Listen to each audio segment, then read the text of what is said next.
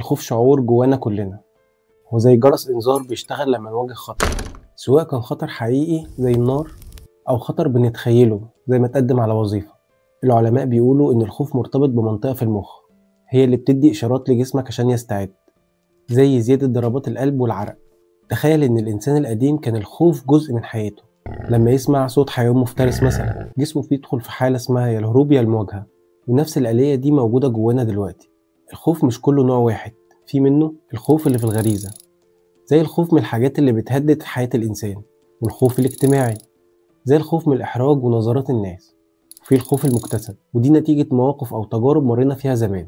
هحكي لك قصة. كان في طفل صغير كل مرة يغلط قدام الفصل والمدرس يعاقبه، لما كبر بقى بيخاف يتكلم في اجتماعات الشغل، بس لما قرر يواجه خوفه بدأ يتكلم واحدة واحدة لغاية ما بقى واثق من نفسه جدا. الخوف من الفشل بيوقفك عن تحقيق أحلامك. فاكر وانت صغير لما حاولت تركب عجلة لأول مرة كنت بتقع، لكن مع الوقت عرفت تسوق. الخوف من الفشل زي العجلة، لو وقفت مكنتش هتعرف تسوق خالص وهتفضل في مكانك.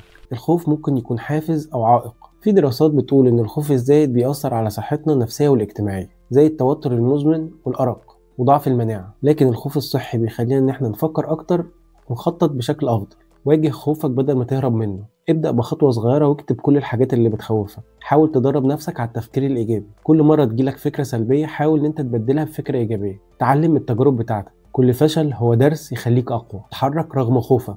الشجاعة مهمة رغم الحاجات اللي بتخوفك. أكتر نجاحات في التاريخ كانت مليانة قصص خوف.